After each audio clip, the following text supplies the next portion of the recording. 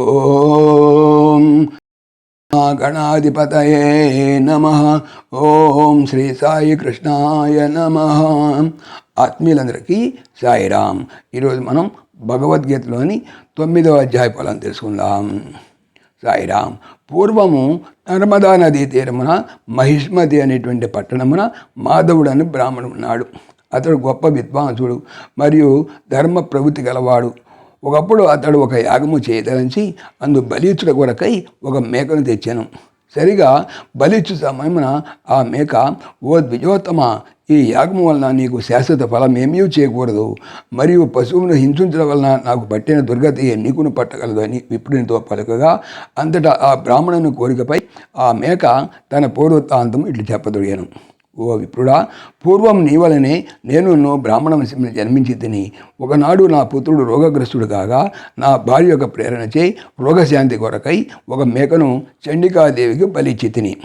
మేక యొక్క ఆ హృదయ విదారక దృశ్యమును చూస్తున్నటువంటి దాని తల్లి నన్ను మేక జన్మ ఎత్తులాగని శపించింది. కావుననే అనేక నీచ జన్మలను పొంది ఇప్పుడు ఈ ప్రకారం మేకనై పుట్టి బాధలు పొందుతున్నాను.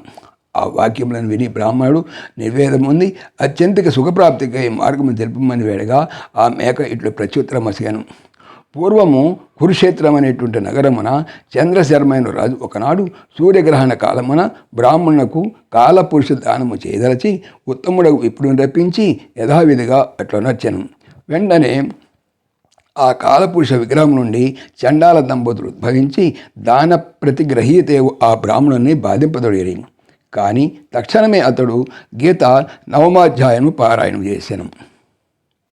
అప్పుడు ఆ అధ్యాయమునందలి ఒక్కొక్క అక్షరము నుండి ఒక్కొక్క విష్ణుదూత ఆవిర్భవించి ఆ చండాల దంపతులను దూరముగా పారద్రోలిరి.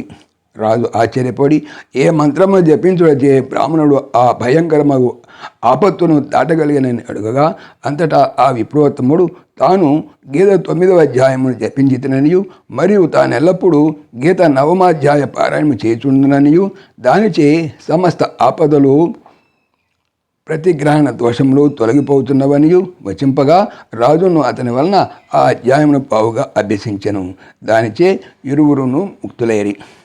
గీతయా 9వ మంత్రమాలా మయా స్మృత తన్మాహాత్మ్యమిదం సర్వం త్వమవేహి మహీపతే. గీతాయా 9వ జపామి ప్రత్యహం నృపాం నిస్తీర్ణాచ పదస్తేవ కుప్రతిగ్రహ సంభవాహం. మేక ఇట్లు పలక అంతటా ఆ బ్రాహ్మణుడు మేకను చంపగా బదిలివైచి సదా గీత 9వ అధ్యాయమును శ్రద్ధతో పారాయణము చేయొచ్చు అంతమున పరమాత్మ పదమును పొందాను. కాబట్టి గీత 9వ అధ్యాయ పారాయణము చే ప్రతి గ్రహణాది జనిత దోషములు నశించుటయేగాక తుదకు మోసమును లభించును. కాబట్టి దీని యొక్క ఫలం ఏమంటే ప్రతిగ్రహణ దోష వినాశము, ముక్తి కలుగుతుంది. జై శ్రీకృష్ణ.